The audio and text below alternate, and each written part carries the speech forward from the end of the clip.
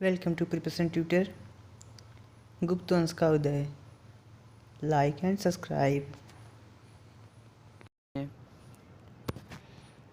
गुप्त साम्राज्य का संस्थापक कौन था? गुप्त साम्राज्य का संस्थापक कौन था? तो इसका आंसर है श्रीगुप्त।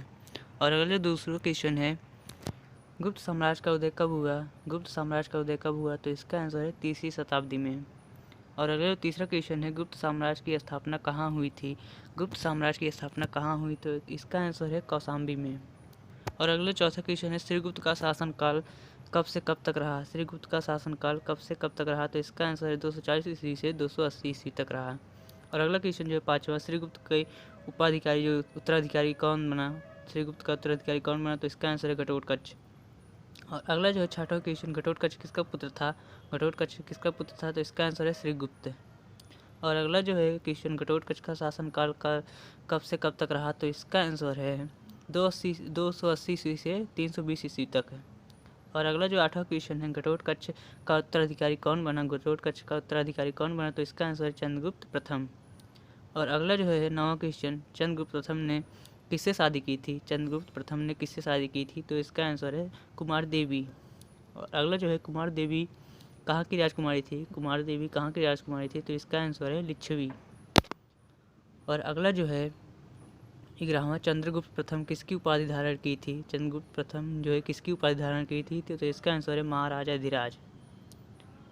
और अगला 12वां क्वेश्चन जो है, गुप्त संवत की शुरुआत किसने की थी? गुप्त संवत की शुरुआत जो है किसने की थी? तो इसका आंसर है चंद्रगुप्त प्रथम। और अगला जो है 13वां क्वेश्चन, चंद्रगुप्त प्रथम का उत्तराधिकारी कौन बना? चंद्रगुप्त प्रथम का उत्तराधिकारी कौन बना? तो इसका आंसर है समुद्रगुप्त। 14वां क्वेश्चन जो है, समुद्रगुप्त किसका पुत्र था? समुद्रगुप्त किसका पुत्र था? तो इसका आंसर है चंद्रगुप्त प्रथम का। और अगला जो है 15वां क्वेश्चन, समुद्रगुप्त जो है राजगद्दी पर कब बैठा? समुद्रगुप्त जो है राजगद्दी पर कब बैठा? तो इसका आंसर है 335 ईस्वी में। और अगला जो है 16वां क्वेश्चन, समुद्रगुप्त ने आर्यावर्त के कितने शासकों को पराजित किया? समुद्रगुप्त ने आर्यावर्त के कितने जो है शासकों को पराजित किया? तो इसका आंसर है 9। और अगला जो है 17वां क्वेश्चन, दक्षिणावर्त के कितने शासकों को समुद्रगुप्त ने पराजित किया था? दक्षिणावर्त के कितने शासकों को समुद्रगुप्त ने पराजित किया था? तो इसका आंसर है 12। जो है भारतीय इतिहासकारों ने समुद्रगुप्त को जो है किस नाम से संबोधित किया है? भारतीय इतिहासकारों ने समुद्रगुप्त को किस नाम से संबोधित किया? तो इसका आंसर है भारत का नेपोलियन।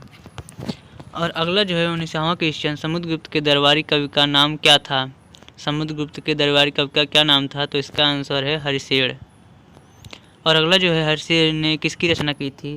हरिशेर ने किसकी रचना की थी? तो इसका आंसर है इलाहाबाद प्रशस्ति लेख की। और अगला जो है 21वां क्वेश्चन, अश्वमेध कर्ता की उपाधि धारण करने वाला राजा का नाम क्या था? अश्वमेध कर्ता की उपाधि धारण करने वाला राजा क्या नाम था? तो इसका आंसर है समुद्रगुप्त।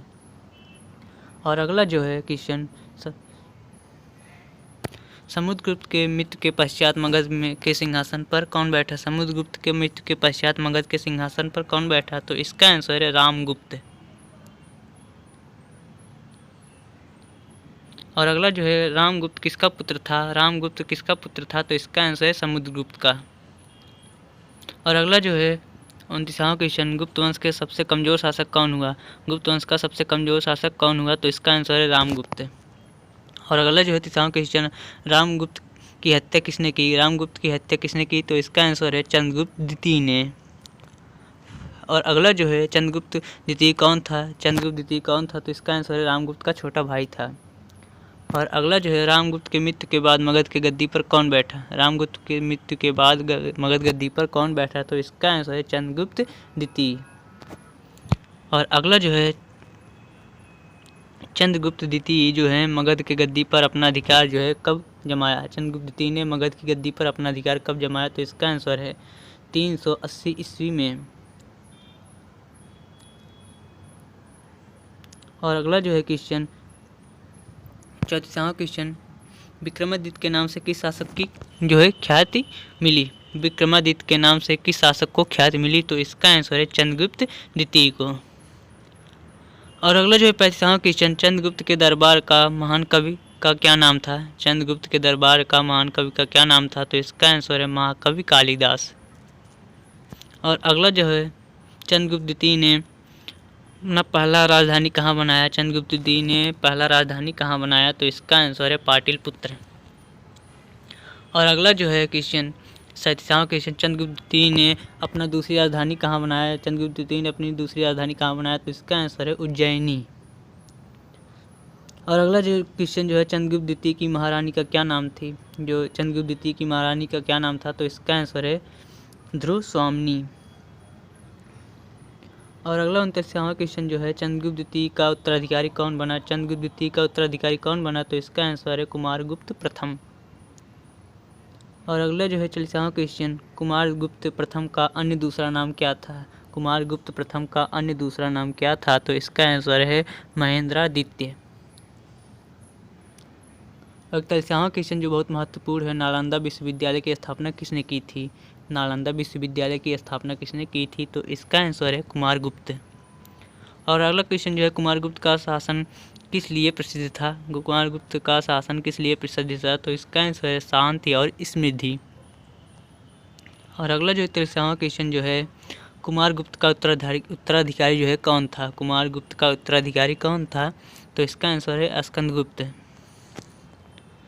और अगला 44वां क्वेश्चन जो है, स्कंदगुप्त का शासन काल जो है कब से कब तक रहा? स्कंदगुप्त का शासन काल कब से कब तक रहा? तो इसका आंसर है 455 ईस्वी से 467 ईस्वी तक रहा। और अगला जो है, स्कंदगुप्त ने सौराष्ट्र का गवर्नर किसे बनाया? स्कंदगुप्त ने सौराष्ट्र का गवर्नर किसे बनाया? तो इसका आंसर है परदत्त को।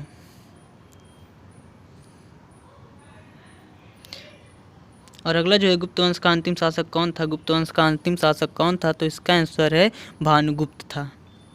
और अगला जो है, गुप्त काल में ग्राम प्रशासन की सबसे क्या थी इकाई?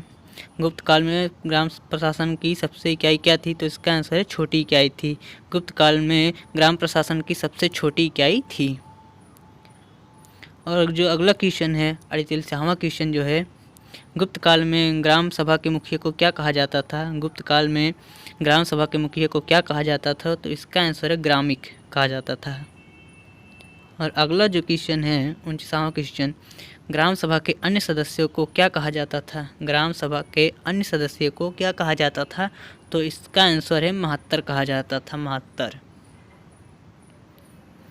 और अगला जो लास्ट क्वेश्चन है, ग्राम समूहों की सबसे छोटी इकाई क्या कहलाती थी? ग्राम समूहों की सबसे छोटी इकाई क्या कहलाती थी? इसका आंसर है पेट है।